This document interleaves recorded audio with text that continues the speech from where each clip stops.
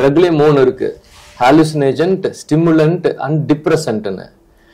இதெல்லாம் stimulant Trunks. இந்த stimulant Trunks எல்லாம் ஒரு குறிப்பிட்ட அளவுக்கு மேல போயிடுச்சுன்னா உங்களுடைய இருதயத்துடைய துடிப்பு வேகமாயி பிளட் பிரஷர் கூடி ஹார்ட் அட்டாக் இல்ல ஸ்ட்ரோக் வந்து டக்குன்னு செத்து போயிடுவானுங்க. அந்த கம்மியான விலைக்கு சூடோஎஃபெட்ரினை வாங்கி இந்த பேலுக்கு மெத்தா மாத்தி இங்க வந்து இதுக்குன்னு ஒரு 1 லட்சம் பேரு பணக்காரனா கோடீஸ்வரனா மிக பெரும் கோடீஸ்வரனா ஆயிட்டானுங்க. வெளிநாட்டுக்கு மெத்த ஏற்றுமதி செய்யறது, உள்நாட்டுல வியாபாரம் பண்றது, இந்த காசை என்ன பண்றதுன்னு தெரியாம இதை கொண்டு போய் சினிமா படம் எடுக்கிறது, ரியல் எஸ்டேட்ல போடுறதுன்னா அவன் பெரும் பணக்காரன் ஆயிட்டானுங்க. இவ்வளவு பணத்தை வச்சு அவன் வந்து ஆளும் வர்க்கத்துடைய தலைமை குடும்பம் வரைக்கும் கண்ட்ரோல் பண்றானுங்க. நடிகைகள் கூட நடிகை பார்ட்டி, பல கோடி ரூபாய்க்கு வாட்ச், சினிமா படம், விவிஐபியா மாறிட்டானுங்க. ஜட்ஜு பசங்க, போலீஸ் பசங்க, அதிகாரிங்க எல்லாரும் இவங்க கூட்டத்துல இருக்கானுங்க. இங்க ஏதாவது ஒரு முக்கிய தீவிரவாதி ஒரு பாம்பை வச்சு வெடிச்சா கூட அது பாம்பு வெடிக்கல, சிலிண்டர் தானா உருண்டு உருண்டு பொண்ணு வெடிச்சிருச்சு அப்படின்னு சொல்லி அதை நம்புறதுக்கு ஒரு கூட்டம் தெரியுதுங்க. இப்படிலாம் சொன்னா தப்புங்கன்னு நம்ம சொன்னா நம்ம என்னமோ ஒரு மதத்துக்கு அகைன்ஸ்டா பேசுறோம், நம்மளை திட்டுறானுங்க. ஆண்மை சம்பந்தமான பிரச்சனைகளுக்கு ஒரு நேரடி சம்பந்தமா இருக்கும்னு நம்ம வந்து சொல்லக்கூடிய சூழ்நிலையில இருக்கு. பெர்ஃபெக்டான ஒரு சயின்டிபிக் எக்ஸ்பெரிமெண்ட் பண்ணலாம், அதை தமிழ்நாடு அரசு பண்ண விடாது. பண்ண விடுமா? அவனுக்கு எப்படி? அவனுக்கு நஷ்டம். என்னுடைய டாஸ்மார்க்க குடிச்சா உனக்கு குழந்தை பிறக்காதரா? அதை நம்பிதான் அரசாங்கமே இயங்கிட்டு இருக்கு. நான் நாட்டை கெடுப்பேன், அது கேடுதான், இருந்தாலும் நீ குடி, நான் நல்லா இருக்கேன். அது வீட்டை கெடுப்பேன், அது கேடுதான், இருந்தாலும் நீ குடி, நான் நல்லா இருப்பேன். குடியை கெடுக்கும், குடிமக்கள் சாகும், இருந்தாலும் அந்த குடிமக்களை காப்பாற்றுற அரசே அதை விற்கும். டாஸ்மார்க் அதிகமா ஆண்கள் குடிச்சாங்கன்னா அவங்களுக்கு ஆண்மை குறைவுக்கு வாய்ப்பு அதிகமாக இருக்கிறது.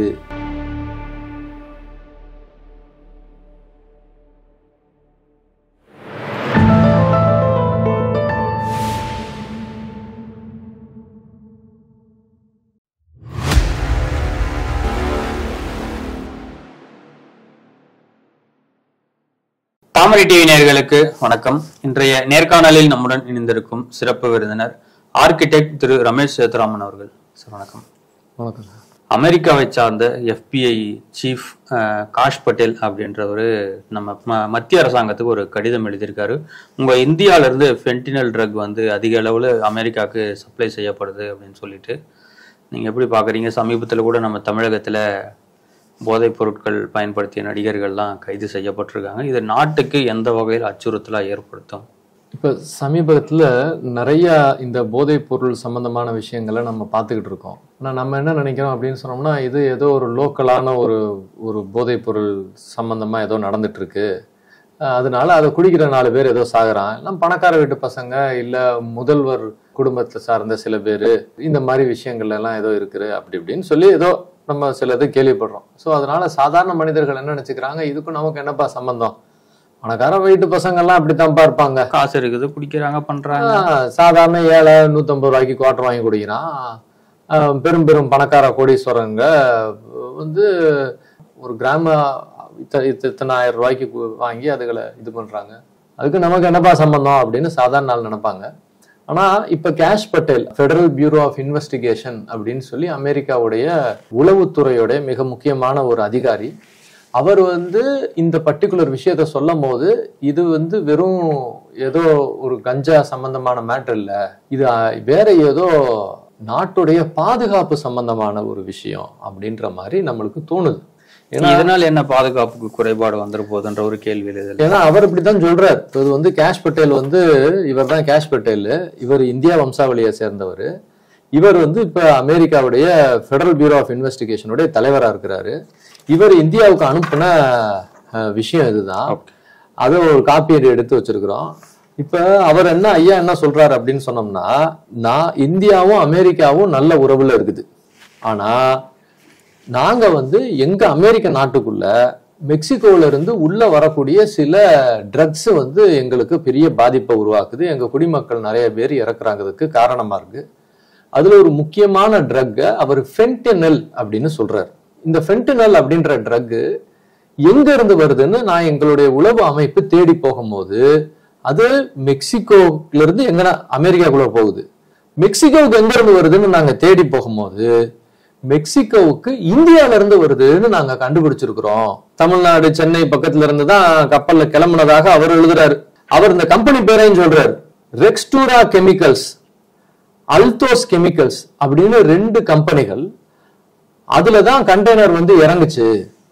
இதுல ஒரு பெரிய ஃபென்டினல் லாட்டை வந்து அவங்க பிடிச்சிருக்கிறாங்க. ரெகுலர் சப்ளை வந்திருக்கு. ஃபென்டினல் தயார் பண்றதுக்குரிய சோர்ஸ் கெமிக்கல்ஸ், அதாவது ஒரு பொருளை செய்யறதுக்கு 2 உதிரி பொருள்கள், அந்த 2 உதிரி பொருள்களை சேர்த்தா அந்த பொருள் உருவாயிடும். அந்த உதிரி பொருள் கெமிக்கல்ஸ் எல்லாம் இங்க தயார் பண்ணி இங்க எப்படி வந்துச்சு அதுன்ற கேள்வி எழுது. அவர் என்ன சொல்றாரு, இந்த பொருள் எல்லாம் சைனால இருந்து ஸ்ரீலங்காவுக்கு வந்து ஸ்ரீலங்கால இருந்து நம்ம தமிழ்நாட்டுக்குள்ள வருதுன்னு சொல்றாரு. சைனா இப்படி தலையை சுத்தி கொடுக்கறதுக்கு அவங்க நேரடியா விற்பனை பண்ணிட்டு போயிடலாம். இந்த பர்டிகுலர் விஷயம் தான் புத்திசாலிகள் நிறைய பேர் கேக்குறாங்க. இது வந்து ஐயா ஃபென்டினலுக்கு சொல்றாரு. ஏன்னா இந்த நாடு, அமெரிக்கான்ற நாடு ஃபென்டினல்னால மிகப்பெரிய லெவல்ல பாதிப்படையப்பட்ட நாடு. இப்ப மெத் ஆம்பிடமின் ஒரு ட்ரக் இருக்குல்ல, அது இப்ப சமீபத்துல நீங்க எல்லா நியூஸ்லயும் நீங்க பாப்பீங்க. மெத்துன்னு வாங்க, கிறிஸ்டல் திமுக நிர்வாகியும் அதுல கைது செய்யப்பட்ட ஜாஃபர் சாதிக்னு சொல்லிட்டு அது எல்லாருக்கும் தெரிஞ்சது. திமுகவுக்கும் ஜாஃபர் சாதிக்குக்கும் மெத்தாம்பிட்டமினுக்கும் உள்ள உறவு. அத நம்ம இன்னைக்கு புதுசா எதுக்கு வந்து சொல்லிக்கிட்டு இருப்பாங்களே இல்லையா? அவங்க கட்சியில தானே சார் ஒரு ஐயா ஒருத்தர் இருக்காரு, அமீர் அப்படின்னு. ஆமா, இல்ல ஒரு கட்சி சார்ந்த இல்ல, அந்த சிந்தனையில ஒரு இருக்காரு. சரி, எப்படியோ. அப்ப அந்த அமீர் ஐயா தானே இப்ப நடுவுல முருகனுக்கு எல்லாம் வந்து ஏதோ பேசினாரு. ஆமா, இந்த அமீர் ஐயா தானே இந்த மெத்து வித்த இந்த ஜாஃபர் சாதிக்ன்ற தயால பிரபுவோட சேர்ந்து எத்தனையோ கோடி ரூபாய் எங்கிட்ட அங்கிட்டு வாங்கி வச்சதாக அக்கௌண்ட்டை வெளியே எடுத்து காமிச்சாங்கல்ல. ரெஸ்டாரண்ட் சாப்பிட்டாங்க, பல கோடி இவர் அக்கௌண்ட்ல இருந்து அவருக்கு போக, அவர் வாசிக்க, இவர் டான்ஸ் ஆடன்னு என்னென்னமோ பண்ணி எல்லாரும் சந்தோஷமா இருந்திருக்கிறாங்க மெத்து வித்து. ஆனா இப்ப இல்லைன்னு. ஆனா மெத்துன்ற பொருள் இந்த தமிழ்நாட்டுக்குள்ள எப்படி தயாராகுதுன்னா, அது சும்மா நீங்க நானும் யாரும் நினைச்சாலும் செய்ய முடியாதுங்க. அதுக்கு வந்து சோர்ஸ் கெமிக்கல்னு ஒண்ணு தேவை. அதுக்கு பேர் வந்து சூடோ எஃபிட்ரின். இந்த சூடோ எஃபிட்ரின் அப்படின்ற அந்த பொருள் இருந்தாதான் அந்த மெத்தை நீங்க செய்ய முடியும். இந்த சூடோ எஃபிட்ரின் வந்து அதிகப்படியா தயார் பண்ற நாடு வந்து சைனா. சைனால ஒரு ஏரியால கிராமத்து மக்கள் மாதிரி, அதாவது ஒரு சின்ன சின்ன ஃபேக்டரிகள்ல இந்த சூடோ எஃபிட்ரின் தயார் பண்றான். அவன் நாட்டுக்குள்ள அதை விற்க மாட்டான், பயன்படுத்த மாட்டான். அங்க இருந்து நேர தமிழ்நாடு கேரளாக்குள்ள நுழையுது அந்த சூடோ எஃபிட்ரின். அதை வந்து அவன் வந்து ஈயம்பித்தாலைக்கு பேரிச்சம்ப விலையில கொடுக்குறான். சும்மா ஒரு 10 ரூபாய்க்கு கொடுக்குறான்னு வச்சுங்களேன். அதை நீங்க மெத் ஆம்பிட்டமினா மாத்துறதுக்கு ரொம்ப பெருசு இல்லை. உங்க வீட்டு கிச்சன்ல அதை வந்து இன்னும் 2 கெமிக்கலை போட்டீங்கன்னா மெத்த ஆம்பிட்டமினா மாறிடும். நீங்க மெத்த மாத்திட்டீங்கன்னா இந்த 10 ரூபாய்க்கு நீங்க வாங்கின சூடோ எஃபிட்ரின் இருக்கு இல்லையா, அது உடனே 12,000 ஒரு கிராம் ஆயிடுதுங்க. மதிப்பு கூட்டு பொருளா மாத்துறாங்க. 12,000, 10 ரூபா அரை கிலோ. எவ்வளவு சம்பாத்தியம் பண்ணலாம் நீங்க? இதுக்கு வந்து நீங்க பண்ணுங்க இந்த தொழில் சொல்றதுக்காக சொல்லல. பண்ணீங்கன்னா மேல இருந்து வருவாரு, டெல்லியில இருந்து மோடி ஆளுங்க வந்து நல்லா வச்சிருவாங்க. அதனால அதெல்லாம் பண்ணாதீங்க. ஆனா இப்படித்தான் பண்றாங்கன்றத தெரிஞ்சுக்கிறதுக்காக மக்களுக்கு நம்ம சொல்றோம். சோ எதுக்காக இந்த சைனாக்காரன் இந்த 10 ரூபாவுக்கு இந்த சூடோ எஃபிட்ரினை இவங்களுக்கு கொடுக்கணும்? இந்த கேள்வியை தான் முதல் கேட்கணும் நம்ம. சைனா சம்பாதிக்கிறதுக்காக கொடுக்கறதா இருந்தா அவனே மெத்தாம்பிட்டமினா அதை மாத்தி அவனே ஐரோப்பியாவுக்கும் அமெரிக்காவுக்கும் வித்துற வேண்டியதானே? எதுக்காக சூடோ எஃபிட்ரினை கொண்டு வந்து நம்ம தமிழ்நாட்டுல உள்ள கேங்குக்கு கொடுக்குறான்? இல்ல, அந்த காஷ் பட்டேல்ன்றவர் அவரு சொல்றாரு, எங்க நாட்டுல வந்து 2023 மட்டும் கிட்டத்தட்ட 73,000 பேர் இறந்திருக்காங்கன்ற விவரத்தை சொல்றாரு. அது போன்ற தமிழகத்துல எந்த ஒரு டேட்டாவும் இல்லை. அதாவதுங்க, இங்கேயும் இறந்துகிட்டு தான் இருக்கான். சமீப காலங்கள்ல ஒரு பெரிய ஒரு அரசியல் குடும்பம், எதுக்குங்க அது எல்லாருக்கும் தெரிஞ்சது, மதுரையை சார்ந்த ஒரு பெரும் அரசியல் குடும்பம், ஆளும் அரசோடைய மிக முக்கியமான அண்ணனுடைய குடும்பம், அது ஊருக்கே தெரியும் இல்லைங்களா? அவரு பாவம், அந்த தம்பி அவரு ஓவர் டோஸ்ல தானே அவருக்கு ஒரு பிரச்சனையாச்சுன்னு எல்லாரும் சொன்னாங்க. கரெக்டுங்களா? அப்ப இந்த பொருள்கள்லாம் எப்படின்னா அந்த அளவு கரெக்டா கொஞ்சம் மீறினா கூட பிரச்சனை ஆயிடுங்க. ஃபென்டினலும் சரி மெத்தாம்பிட்டமினும் சரி பயங்கர ஸ்ட்ராங்கான ஸ்டிமுலன்ட் ட்ரக்ஸ். ட்ரக்லயும் 3 இருக்கு, ஹாலுசினேஜன்ட், ஸ்டிமுலன்ட் அண்ட் டிப்ரெசன்ட்னு. இதெல்லாம் ஸ்டிமுலன்ட் ட்ரக்ஸ். இந்த ஸ்டிமுலன்ட் ட்ரக்ஸ்லாம் ஒரு குறிப்பிட்ட அளவுக்கு மேல போயிடுச்சுன்னா உங்களுடைய இருதயத்துடைய துடிப்பு வேகமாகி பிளட் பிரஷர் கூடி ஹார்ட் அட்டாக் இல்ல ஸ்ட்ரோக் வந்து டக்குன்னு செத்து போயிடுவானுங்க. இது என்ன பண்றது, இந்த ட்ரக்கை யூஸ்வலா எதுக்காக அவங்க யூஸ் பண்றது, எஸ்பெஷலி மெத்தனா இதை பயன்படுத்தினா அவங்களுக்கு ரொம்ப நேரம் வந்து அவங்க சில உடல் உறவு விஷயங்கள்லாம் பண்ணலாம்னு ஒரு நம்பிக்கை இருக்குது. அதுக்காக அதை வாங்குறான். ரொம்ப நேரம் சந்தோஷமா இருக்கலாம்னு அவன் நம்புறான் இந்த பயலுக. அதனால அதை வாங்கி பயன்படுத்துறான்னு வச்சுக்கங்களேன். ஆனா இந்த நம்மளுக்கு தெரியுமில்ல, இன்னைக்கு அளவே நம்மளுக்கு தெரியாது. இந்த இது ஒரு குவார்டரோட நிப்பாட்டி கோடானா நம்மளால நிப்பாட்ட முடியும். நம்மளால கொஞ்சம் எக்ஸ்ட்ரா குடிச்சா என்ன ஆயிரம் போகுது. அண்ணன் நாங்கெல்லாம் எப்படி தெரியுமா, நீங்க அப்படின்னு அடிச்சு ஊத்தி மட்டி ஆகி கிடக்குறதெல்லாம் பாக்குறோம்ல. இது சரக்குல மட்டி ஆனான்னா ரோட்ல தான் கிடப்பான். மெத்துல மட்டி ஆனான்னா வானத்துக்கு போயிடுவான். அங்க கதவை தரங்கன்னு அங்க போய் நிக்க வேண்டியதுதான். அவ்வளவுதான், முடிஞ்சு போச்சு. அதனால ஏன்னா ஹார்ட் பீட் இன்க்ரீஸ் ஆயிடும், பிளட் பிரஷர் இன்க்ரீஸ் ஆயிடும், ஸ்ட்ரோக் ஆயிடும், இறந்துருவான். சோ இந்த மெத்து உள்ள நுழையிறது வந்து சைனாக்காரன் இந்த சூடோஎஃபெட்ரினை உள்ள கொடுக்குறான் கம்மியான விலைக்கு. அந்த கம்மியான விலைக்கு சூடோஎஃபெட்ரினை வாங்கி இந்த பேலுக்கு மெத்தா மாத்தி இங்க வந்து இதுக்குன்னு ஒரு 1 லட்சம் பேரு பணக்காரனா கோடீஸ்வரனா மிக பெரும் கோடீஸ்வரனா ஆயிட்டானுங்க. வெளிநாட்டுக்கு மெத்த ஏற்றுமதி செய்யறது, உள்நாட்டுல வியாபாரம் பண்றது, இந்த காசை என்ன பண்றதுன்னு தெரியாம இதை கொண்டு போய் சினிமா படம் எடுக்கிறது, ரியல் எஸ்டேட்ல போடுறதுன்னா அவன் பெரும் பணக்காரன் ஆயிட்டானுங்க. இவ்வளவு பணத்தை வச்சு அவன் வந்து ஆளும் வர்க்கத்துடைய தலைமை குடும்பம் வரைக்கும் கண்ட்ரோல் பண்றானுங்க. நடிகைகள் கூட நடிகை பார்ட்டி, பல கோடி ரூபாய்க்கு வாட்ச், சினிமா படம், விவிஐபியா மாறிட்டானுங்க. ஜட்ஜு பசங்க, போலீஸ் பசங்க, அதிகாரிங்க எல்லாரும் இவங்க கூட்டத்துல இருக்கானுங்க. இப்ப சைனாக்காரன் ஃபுல் கண்ட்ரோல்ல இருக்கான் இந்த மொத்த கூட்டத்தையும். ஏன்னா அவன் தானே இந்த சோர்ஸ் கெமிக்கல் சூடோஎஃபெட்ரினை கொடுக்குறான். இப்ப நாளைக்கு சைனாக்காரன் இங்க என்ன நடக்குது உளவு பார்த்து எனக்கு செய்தி சொல்லுன்னா இந்த 1 லட்சம் பேரும் சைனாக்காரனுக்காக வேலை பார்ப்பான். நாளைக்கு சைனாக்காரன் கோயம்புத்தூர்ல ஏரோப்ளைன் பறக்கும் தளவாடம் இருக்கு, தஞ்சாவூர்ல முக்கிய தளவாடம் இருக்கு, சென்னை முக்கியமான இடங்கள்ல தளவாடங்கள் இருக்கு, இந்த ட்ரோன்களை கொண்டு போய் வை அப்படின்னா இந்த கிரைம் சிண்டிகேட், இந்த மெத்தாம்பிட்டமின் ஃபென்டினல் விற்கிற இந்த திருட்டு அரசியல் குடும்பங்களோட சேர்ந்த கைகோர்த்த திருட்டு கும்பல் இருக்கே, அதுங்க இந்தியாவுக்கு விரோதமாக வெடிகுண்டு வைக்கிறதுக்கும் செயல்படும். தெரிஞ்சோ தெரியாமலோ இதுல வந்து இருக்கிற அந்த ஐயா ஜாஃபர் சாதிக், அப்புறம் இன்னொரு ஐயா அவருக்கு சப்போர்ட் பண்ண அமீர் ஐயா, எல்லாம் இவங்களாம் வேற இருக்கிறாங்க. அப்ப நம்மளுக்கு கொஞ்சம் பயமா இருக்குல்ல சார். நீங்க இவ்வளவு சொல்றீங்க. கிராமத்துல ஒரு பழமொழி சொல்லுவாங்க, எரியறத புடுங்கினாக்கதான் கொதிக்கிறது அடங்கும் அப்படின்னு சொல்லுவாங்க. மத்திய அரசாங்கம் நேரடியா இதுல நடவடிக்கை எடுத்திருக்கலாம் இல்ல? இப்ப நாம மத்திய அரசாங்கத்துக்கிட்ட சில விஷயம் நம்ம சைட்ல இருந்து சொல்லணும்னு நினைக்கிறோம். இப்ப ட்ரம்ப்பை பார்த்து நம்ம சில விஷயம் கத்துக்கணுங்க. இப்ப ட்ரம்ப் ஐயா என்ன பண்ணாருன்னா நேரடியா நடவடிக்கை எடுக்க ஆமா, அவர் உள்ள வந்த உடனே அவர் என்ன பண்ணாரு, ஃபென்டினல், மெத்து இந்த மாதிரி பொருள்கள் வந்து அமெரிக்க அரசாங்கத்துடைய செக்யூரிட்டிக்கு பிரச்சனை, அதாவது எங்களுடைய நாட்டுடைய பாதுகாப்பு பிரச்சனையா நாங்க கணிக்கிறோம் அப்படின்னு தனி டிபார்ட்மெண்ட் போட்டு, அது வெறும் போலீஸ் கேஸ், ரெகுலரான கிரிமினல் கேஸ்ன்னு அதை பார்க்கல, அதுக்குன்னு ஒரு ஸ்டெப் எடுக்கிறாரு. ஆனா இந்தியாவில நம்ம என்ன நினைக்கிறோம்னா, இந்த கஞ்சா விட்டுருங்க, கஞ்சா லோக்கலா வளர்ற பொருள், இந்த சைனால இருந்து வரக்கூடிய மெத்து, சைனால இருந்து வரக்கூடிய ஃபென்டினல், இது எல்லாத்தையும் நம்ம என்னமோ சாதாரணமா வந்து ஒரு போதை பொருள் சம்பந்தமான விஷயம் நினைச்சுக்கிட்டு இந்த லோக்கல் கோர்ட்ல எல்லாம் விசாரிச்சுட்டு இருக்கோம். இது நேஷனல் செக்யூரிட்டி சம்பந்தமான பிரச்சனை. இந்த ஃபென்டினல் மெத்து விற்கிற ஆளுங்க பின்னாடி நம்ம நாட்டுக்குள்ள வெடி வைக்கிறதுக்கும் இந்த ட்ரோன்களை உள்ள கொண்டு வந்து வைக்கிறதுக்கும் முக்கிய விஷயங்களை வெளியே கொண்டு போறதுக்கும் காரணிகளா இருக்கக்கூடிய ஆளுங்க. சோ இது நேஷனல், எப்படி ட்ரம்ப் அதை நேஷனல் செக்யூரிட்டி இஷ்யூவா பார்த்து அதுக்குன்னு தனி டிபார்ட்மெண்ட்டை போட்டு அதை கட்டுப்பாட்டுக்குள்ள கொண்டு வந்து அந்த கேஸையே தனி கோர்ட்ல விசாரிக்கிறாரோ, அந்த மாதிரி நாமளும் இதை நேஷனல் செக்யூரிட்டி இஷ்யூவா பார்க்கணும். இதை சும்மா உட்காந்துக்கிட்டு ஏதோ போதைப் பொருள் சம்பந்தமான விஷயமா போதைப் பொருள் தடுப்பு பிரிவு, அதுக்கு பழைய கோர்ட்டு, அந்த கோர்ட்ல ஒரு வாய்தா, அந்த வாய்தாவுக்கு ஒரு வாய்தா, அப்புறம் கேஸ் முடிஞ்சுன்னா அதுக்கு ஒரு அப்பீலு, அதுக்கப்புறம் இன்னொரு சுப்ரீம் கோர்ட் அப்பீலு, இதெல்லாம் பண்ணிட்டு இருக்க லாய்க்கு இல்லைங்க. பாகிஸ்தான்ல இருந்து உள்ள வந்து ஒரு வெடி வச்சான்னா நீங்க அவனை வந்து இப்படி வாய்தா பிளஸ் வாய்தா பிளஸ் வாய்தா கொடுத்துட்டு இருப்பீங்களா? அவனுக்கு தனி கோர்ட்ல வச்சு உடனே விசாரிச்சு உடனே தீர்ப்பு கொடுத்து உடனே தூக்கி போட்டுறீங்கல்ல. போர்கள்ல நிறைய வகையான போர்கள் இருக்கு அப்படின்றான். இப்ப நம்ம வந்து கொரில்லா வார்ஃபேர்னு ஒண்ணு கேள்விப்பட்டிருக்கீங்களா?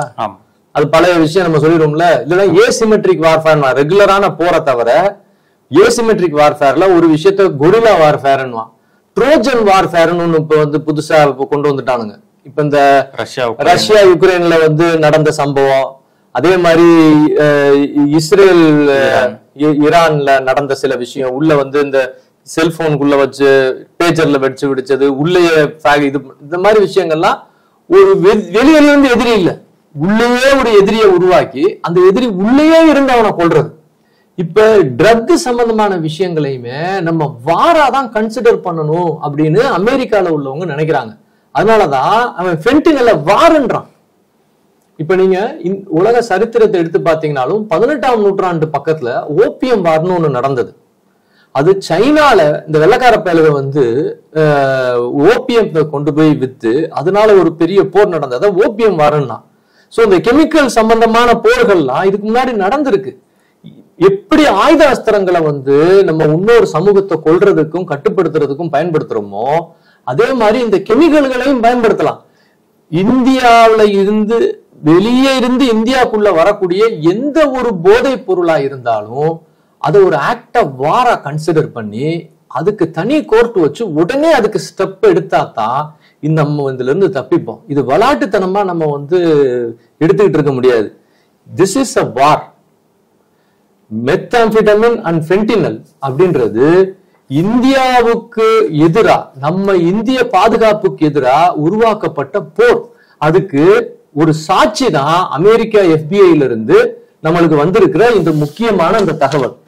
இந்த தகவல் வந்ததுக்கு அப்புறமும் இன்னும் விளையாட்டுத்தனமா இங்க நடக்கக்கூடிய இந்த சாதாரண விஷயங்கள் எல்லாம் நம்ம ஜாலியா எடுத்துக்கிட்டு இருந்தோம்னா இந்தியாவுடைய பாதுகாப்புக்கு அது மிகப்பெரிய அச்சுறுத்தல். உள்ளேயே நம்ம ஒரு எதிரிய உள்ளேயே வளர்த்துக்கிட்டு இருக்கிற மாதிரிங்க. இல்ல ஒருத்தன் ட்ரக்ஸ் சாப்பிடுறானா அது மூலியமா எப்படி செக்யூரிட்டி த்ரெட் வரும்ன்ற அவன் ட்ரக் சாப்பிட்டு அவன் செத்துட்டு போறான்னு இந்தியாவில உள்ள சில பேர் நினைக்கலாங்க. அவன் சாப்பிடுறது மேட்டர் இல்ல, அவன் அந்த ட்ரக் சாப்பிடுறதுக்காக பல கோடி ரூபாய் பல லட்சம் ரூபாய் செலவு பண்றான். இப்படி பல பேர் பல லட்சம் ரூபாய் செலவு பண்ணும்போது ஒரு நெட்வொர்க் வந்துருது. இதை நம்பி ஒரு 1 லட்சம் பேரு கோடீஸ்வரங்களா வாழ ஆரம்பிச்சிடறான். இந்த பணம் ஆளும் வர்க்கத்துக்கு லஞ்சமா போகுது, அரசியல்வாதிகளுக்கு, போலீஸுக்கு, ஜட்ஜுங்களுக்கு லஞ்சமா போகுது. இந்த கரப்ட் சொசைட்டில இந்த பணம் உள்ள இருக்கிறனாலேயே இவங்கனால இங்க என்ன வேணாலும் செய்ய முடியும். ஒரு முக்கிய இடத்துல என்ன நடக்குது அவனால அதை கணிக்க முடியும். அங்க கொண்டு போய் வெடி வைக்க முடியும். அங்க சில பறக்கும் ட்ரோன்களை கொண்டு வந்து வைக்க முடியும். அவனுக்கு உள்ள அவன் சைனாக்காரனுக்கு வேலை பார்க்கறதுக்கு உள்ள ஒரு 1 லட்சம் பேர் கிடைச்சு போனான்ல. இல்லைன்னா எதுக்குங்க 10 ரூபாய்க்கு கொண்டு வந்து கொடுக்குறான் சூடோஎஃபெட்ரின்? ஏன் இவ்வளவு மலிவு விலையில இந்த பயலுக்கு சூடோஎஃபெட்ரின் ஸ்ரீலங்கால இருந்து சைனாக்காரன் உள்ள கொண்டு வந்து கொடுக்குறான்? அதை இவங்களே எடுத்துக்கிட்டாங்க. ஏன்னா நம்ம மறந்துடக்கூடாது, கொஞ்ச நாளைக்கு முன்னாடி திருச்சி சிறைச்சாலையில நம்ம என்ஐஏ போய் அரெஸ்ட் பண்ணாங்கல்ல. எப்படியோ எத்தனை பேர், ஒரு 60 பேருக்கு மேல எத்தனையோ லேப்டாப், செல்போனு சிறைச்சாலைக்குள்ள இருந்துகிட்டு கடல்ல மெத்தையும் ஆயுதத்தையும் கடத்தி இருக்கு ஒரு கூட்டம். அப்ப சிறைச்சாலைக்குள்ளேயே இருக்கு. அப்ப தமிழ்நாடு அரசுல உள்ள முக்கிய அதிகாரிகளும் முக்கிய அரசியல்வாதிகளும் எவ்வளவு சப்போர்ட் பண்ணிருந்தா திருச்சி சிறைச்சாலைய இந்த மெத்தாம்பிட்டமின் கடத்துறதுக்கு ஒரு ஐடி பார்க் மாதிரி வச்சுட்டு இருந்திருக்கானுங்க ஒரு கும்பல். அதே டெல்லியில இருந்து எண்ணெயை வந்துதான் பிடிக்கணும்.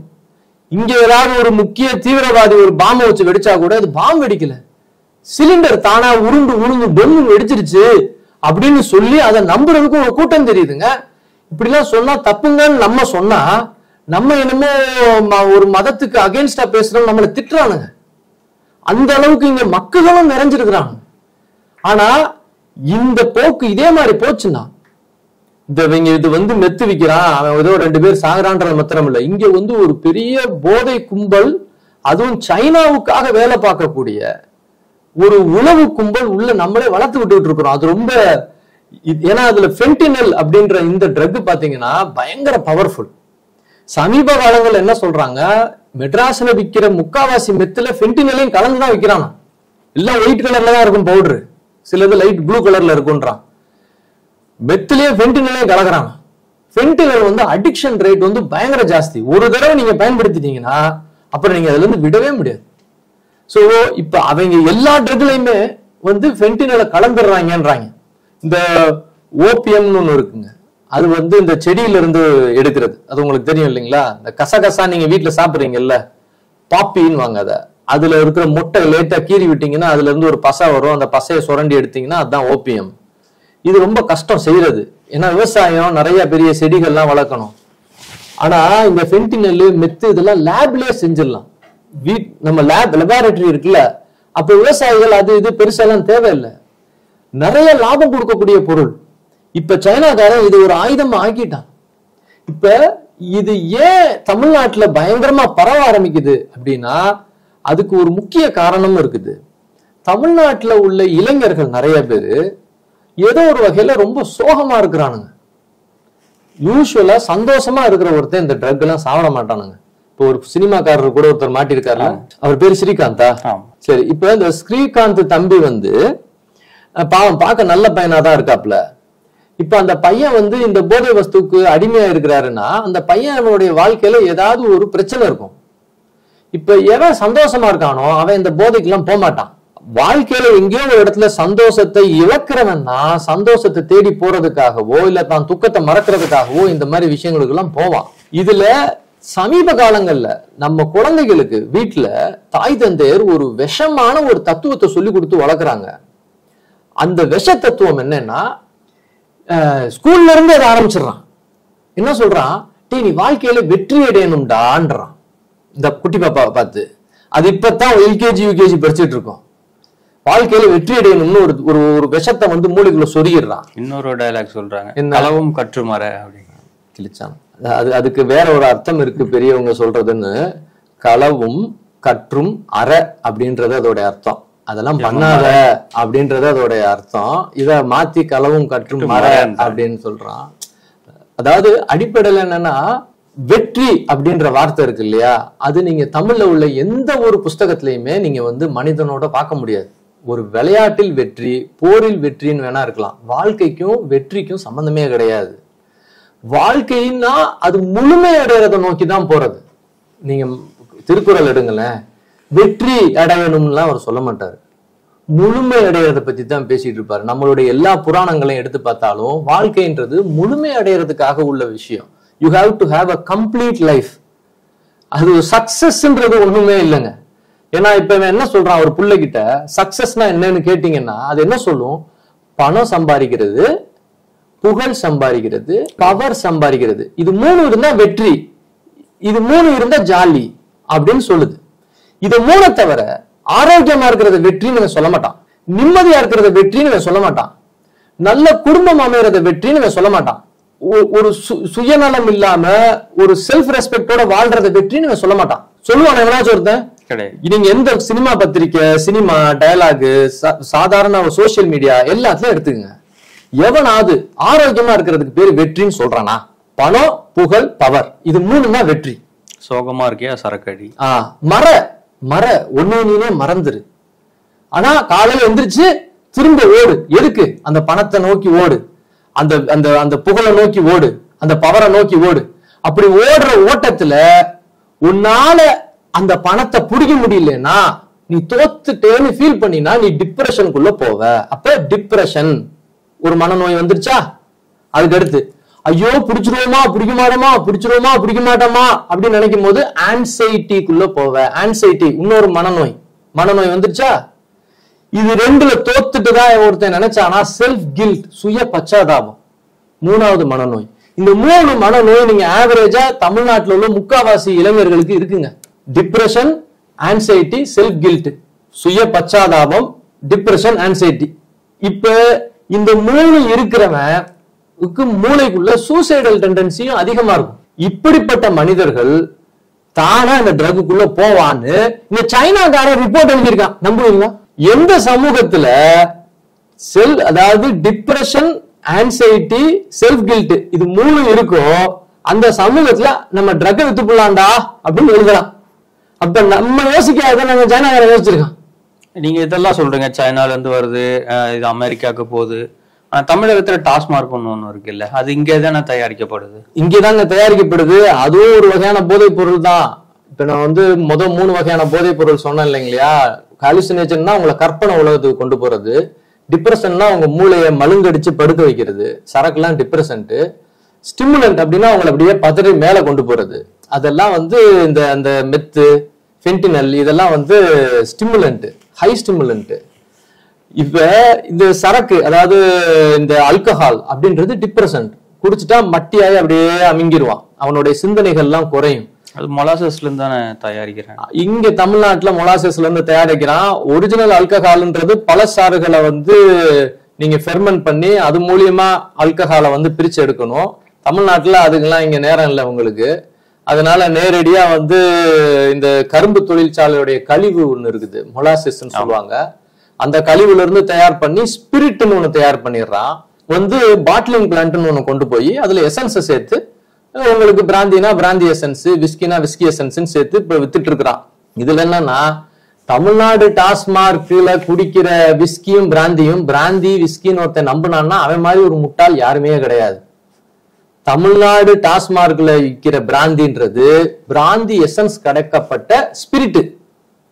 தமிழ்நாடு டாஸ்மார்க்ல விற்கிற விஸ்கின்றது விஸ்கி எசன்ஸ் கலக்கப்பட்ட ஸ்பிரிட். நீங்க ஒரிஜினல் விஸ்கிலாம் வெள்ளக்காரன் பண்றான்ல, அதை போய் பாத்தீங்கன்னா பார்லி அப்படின்னு ஒரு பொருள் இருக்கு. அதை ஃபெர்மெண்ட் பண்ணதை வந்து டிஸ்டில் பண்ணி எடுத்தா தான் அது பேர் விஸ்கி. கிரேப் ஜூஸ் இருக்குல்ல, அதை ஃபெர்மெண்ட் பண்ணதை டிஸ்டில் பண்ணீங்கன்னா தான் அது பேர் பிராண்டி. இவங்க கிரேப் ஜூஸையும் பார்லியுமா பண்றானுங்க. அந்த அளவுக்கு செலவு எல்லாம் பண்ண மாட்டானுங்க. உங்களுக்கு ஒரு குவார்டருக்கு அந்த இதுக்காக வந்து பார்லி எல்லாம் பண்றது முடியாது. எசன்ஸை சேர்த்து அந்த கரும்பு தொழிற்சாலை கழிவு அதை எடுத்து அப்படியே ஊத்தி அப்படியே கலந்து உங்களுக்கு கொடுத்துட்றான். அதனாலதான் பசங்க தமிழ்நாடுல அந்த டாஸ்மார்க் குடிச்சா ஜிவ்னு ஏறுதுன்றான். கரண்ட் அடிச்ச மாதிரி இருக்கு சார், இதெல்லாம் குடிச்சு பழகுனா நல்ல சரக்கு குடிச்சா கூட போதை ஏற மாட்டேங்குது சார்ன்னுவான் நம்ம ஆளு. ஆனா இதுல என்ன பெரிய பிரச்சனைனா, சமீப காலங்கள்ல உள்ள ரிப்போர்ட் நான் உங்களுக்கு அதையும் காமிக்கிறேன். இந்த தமிழ்நாட்டுல சமீப காலங்கள்ல இது பாத்தீங்கன்னா நேஷனல் லைப்ரரி ஆஃப் மெடிசன் இதுல வந்து ஒரு ரிப்போர்ட் வருது. நம்ம நாட்டுல தமிழ்நாட்டுல அதிகமா இன்ஃபெர்டிலிட்டி ரேட் கூடி போச்சுன்னு. அதாவது இது வந்து இந்தியன் எக்ஸ்பிரஸ்ல ஒரு நியூஸ் வந்தது. சதர்ன் ஸ்டேட்ஸ்ல எஸ்பெஷலி தமிழ்நாட்டுல பாத்தீங்கன்னா குழந்தை இன்மை பிரச்சனை கூடி இருக்குன்னு. சமீப காலங்கள்ல மாத்திரம் 250 ஆஸ்பத்திரிக்கு மேல திறந்திருக்கிறாங்க ஃபெர்டிலிட்டி சென்டர்ஸ், அதாவது குழந்தை பெற்றுக்க முடியாதவங்களுக்காக உள்ளது. இப்ப டாஸ்மார்க் சேல்ஸ் இன்க்ரீஸ் ஆகிற அதே காலகட்டத்துல தமிழ்நாட்டு ஆண்களுடைய இன்ஃபெர்டிலிட்டியும் இன்க்ரீஸ் ஆகுது. இன்ஃபெர்டிலிட்டினா என்னன்னா குழந்தை பெற்றுக்க முடியாத தன்மை. இப்ப நம்மளே பாத்தீங்கன்னா நம்மளுக்கு தெரிஞ்ச நிறைய பசங்க கல்யாணம் பண்ணிட்டு குழந்தை இல்லைன்ற கம்ப்ளைண்ட்டை நம்ம கேள்விப்படுவோம். இந்த கிரிக்கெட் விளையாடுற பசங்க இல்ல யாராவது ஒரு குரூப் ஆஃப் பசங்களை நம்ம எங்கேயாவது பாக்குறோம், கல்யாணம் ஆன பசங்க எங்கேயாவது ஒரு பார்ட்டிலயோ இதுலயோ பாக்குறோம்னா ஒரு 10 பேர் பார்த்தா அதுல ஒரு 2 பேராவது சொல்லுவான், அந்த 2 பேர் 3 பேர் குழந்தை இல்லைன்னு. இப்ப இந்த குழந்தை இல்லைன்ற அந்த விஷயம் இருக்கு பாத்துங்களேன், இது நேரடியா டாஸ்மார்க் சேல்ஸோட நீங்க பார்க்கலாம். அப்ப தமிழ்நாட்டுல எஸ்பெஷலி இந்த ஸ்பிரிட்ல இருந்து ஆல்கஹால் செய்யற இந்த பழக்கம் எங்கேயோ ஒரு இடத்துல ஆண்மை சம்பந்தமான பிரச்சனைகளுக்கு ஒரு நேரடி சம்பந்தமா இருக்கும்னு நம்ம வந்து சொல்லக்கூடிய சூழ்நிலையில இருக்கு. பெர்ஃபெக்டான ஒரு சயின்டிபிக் எக்ஸ்பெரிமெண்ட் பண்ணலாம், அதை தமிழ்நாடு அரசு பண்ண விடாது. பண்ண விடுமா? அவங்களுக்கு எப்படி? அவனுக்கு நஷ்டம். என்னுடைய டாஸ்மார்க்கை குடிச்சா உனக்கு குழந்தை பிறக்காதரா? அதை நம்பிதான் அரசாங்கமே இயங்கிட்டு இருக்கு. அதுதான் கிளியரா சொல்றாங்கல்ல. நீ அதாவது நினைச்சு பாருங்க, அந்த பாட்டிலே எழுதியிருக்கான், மது அருந்தினால் நாட்டிற்கும் வீட்டிற்கும் உடல் இருக்கும் கேடு. எழுதியிருக்கானா இல்லையா? ஏண்டா நீ அரசை நடத்தும் போது உன்னை முதலமைச்சரா உன்னை தேர்ந்தெடுக்கும் போது நீ போய் ஒரு பேப்பரை வச்சு உன்னை வாசிக்க சொல்றாரு கவர்னர். அதுல என்ன சொல்றாரு? நான் அந்த நாட்டை காப்பாத்துவேன், மக்களை காப்பாத்துவேன், வீட்டை காப்பாத்துவேன். நீ தானே சத்தியம் பண்ற, சத்தியத்தை மீறல நீனே. அது உனக்கே தெரிஞ்சுதானே அந்த பாட்டில் எழுதியிருக்க. நான் நாட்டை கெடுப்பேன், அது கேடுதான், இருந்தாலும் நீ குடி, நான் நல்லா இருக்கேன். அது வீட்டை கெடுப்பேன், அது கேடுதான், இருந்தாலும் நீ குடி, நான் நல்லா இருப்பேன். குடியை கெடுக்கும், குடிமக்கள் சாகும், இருந்தாலும் அந்த குடிமக்களை காப்பாற்றுற அரசே அதை விற்கும். இது என்ன அப்படி ஒரு முரணான ஒரு விஷயம் அப்படின்னா, இல்ல இனிமே இதுதான்றான். ஆனா நாம ஒரு விஷயம் தெரிஞ்சுக்க வேண்டியது என்னன்னா, ஒரு பொண்ணு வீட்டுல இருக்கு, கல்யாணம் பண்ணி கொடுக்குறீங்கன்னு வச்சுங்க, மாப்பிள்ள சரக்கடிச்சாருன்னா 10% சான்ஸ் இருக்கு அவர் குழந்தை பிறக்காம இருக்கிறதுக்கு வாய்ப்பு இருக்கு. டெய்லி குடிக்கக்கூடிய ஒரு மாப்பிள்ள, அவர் எப்படிதான் மீச வளர்த்த பயங்கர பாக்க அப்படி இப்படி மாப்பிள்ளையா இருந்தாலும் அவருக்கு குழந்தை பிறக்காம இருக்க வாய்ப்புகள் இருக்கு. Alcohol reduces once sperm count. அதிகப்படியான குடி ஒரு மனிதனுக்கு குழந்தை பிறக்கும் தன்மைக்கு பாதிப்பை உண்டாக்கும். இது ஒரு காரணமா இருக்கலாம். சமீப காலங்கள்ல அதிகமா நம்ம நாட்டுல குழந்தை இல்லை அப்படின்னு சொல்லி ஆஸ்பத்திரிக்கு போற மக்களுடைய எண்ணிக்கை கூடினதுக்கு ஒரு காரணம் இதா கூட இருக்கலாம். நாம தனிப்பட்ட முறையில நம்ம தான் கவனமா இருந்துக்கணும். இந்த அரசாங்கத்தையோ மற்றவங்களையோ சொல்லி பிரயோஜனம் இல்லை. இந்த பர்டிகுலர் விஷயத்துல நான் சொல்லணும்னு நினைக்கிறது, ஃபென்டனல், மெத்தாம்பிட்டமின் இதெல்லாம் உள்ள வருது அப்படின்றது இந்திய பாதுகாப்புக்கு ஒரு பெரிய அச்சுறுத்தலான ஒரு விஷயம். டாஸ்மார்க்ன்றது நம்ம ஆண்மை சம்பந்தமான விஷயங்களை நேரடியா பாதிக்குதோ அப்படின்றதுக்கு ஒரு மிக முக்கிய காரணியா இருக்கலாம் அப்படின்றது நம்ம பார்த்து பயப்படக்கூடிய ஒரு விஷயம். சோ வருங்கால சமூகம், ஏன்னா இப்ப நம்மளுடைய ஃபெர்டிலிட்டி ரேட் எவ்வளவுங்க தமிழ்நாட்டுல வந்து குழந்தை ஃபெர்டிலிட்டி ரேட் வந்து தமிழ்நாடு தான் லோவஸ்ட், தெரியுங்களா? 1.4 தான் நினைக்கிறேன். இந்திய அரசே போடுது, தமிழ்நாடு அரசு ஒத்துக்கிட்ட ஒரு விஷயம். நம்ம தான் இந்தியாலேயே ரொம்ப கம்மியா குழந்தை உருவாக்குற பூமி. நடுவுல கூட ஸ்ரீமான் பேசியிருந்தாருங்களா, இப்படியே போச்சுன்னா வருங்காலத்துல நம்ம ஊர்ல ஆளே இருக்க மாட்டான், அப்புறம் எல்லாரும் சொன்னாங்கல்ல நம்ம ஊர்ல குழந்தை பிறக்கிறதே குறைஞ்சிருச்சுன்னாருல. 1.4ன்றது ரொம்ப கம்மி. இதே மாதிரி போச்சுன்னா அப்புறம் குழந்தைகளே நம்ம நிறைய பிறக்காதுங்க, அப்படின்னா நம்ம தமிழர்களே இல்லாம போயிடுவோம். அப்ப நம்மளை அழிக்கிறதுக்கு ஒரு மறைமுக சதி ஏதோ நடக்கிற மாதிரி எனக்கு தெரியுதுன்னு சீமான் ஏதோ ஒரு இதுல பேசியிருந்தாரு. டாஸ்மார்க் கூட அந்த சதியா இருக்கலாம். திரும்பவும் சொல்றேங்க, ஏன்னா இதை நம்ம சொல்லும் போது இந்த டாஸ்மார்க் கம்பெனிக்காரங்க நம்ம மேல கேஸ் போட்டாலும் போடுவாங்க. ஏன்னா நல்லது பண்ணா வந்து தமிழ்நாட்டு அரசுக்கு பிடிக்க மாட்டேங்குது. இந்த வார்த்தையை சொல்லிட்டு இல்ல உன் மேல கேஸ் போடுறேன்னு சொன்னாலும் சொல்லுவாங்க. இது ஒரு ரிஸ்க் தான் நான் பேசுறது, இருந்தாலும் பரவாயில்ல, பொதுமக்களுக்காக நம்ம ரிஸ்க் எடுப்போம், வேற வழி இல்லை. டாஸ்மார்க் அதிகமா ஆண்கள் குடிச்சாங்கன்னா அவங்களுக்கு ஆண்மை குருவிக்கு வாய்ப்பு அதிகமாக இருக்கிறது. இந்த ஸ்பிரிட்ல இருந்து தயார் பண்றது அதுக்கு ஒரு முக்கிய காரணியா இருக்கலாம். அதுக்கு சயின்டிபிக்கா ப்ரூஃப் இருக்கானா, அந்த ப்ரூஃப் எடுக்கிறதுக்கு அரசு இப்போதைக்கு ஒத்துழைக்காது. ரெண்டாவது, இந்த மெத்து, ஃபென்டனல் இதுல எல்லாம் போனீங்கன்னா உயிராபத்து. தயவு செய்து காசு வச்சிருக்கிற குழந்தைங்களும் போகாதீங்க. நாளைக்கு அது விலை குறைஞ்சாலும் காசு இல்லாத பசங்க அதை போய் வாங்கிட வேணாம். மூணாவது விஷயம், இந்திய அரசு ஃபென்டனலையும் மெத்தையும் சாதாரணமான ஒரு ட்ரக்கா பார்க்காம இது இந்திய செக்யூரிட்டிக்கு ஒரு பிரச்சனையா பார்த்து, எப்படி அமெரிக்கா வந்து அவங்களுடைய செக்யூரிட்டிக்காக ஒரு ஆக்ஷன் எடுத்துச்சோ அந்த மாதிரி இந்த விஷயத்துக்கு தனி கோர்ட் அமைச்சு மெத்து, ஃபென்டனல் இது சம்பந்தமான ஆளுங்களை நேரடியா அந்த கோர்ட்ல உடனே தண்டனைகள் கொடுத்தாதான் நம்ம நாடு தப்பிக்கும்.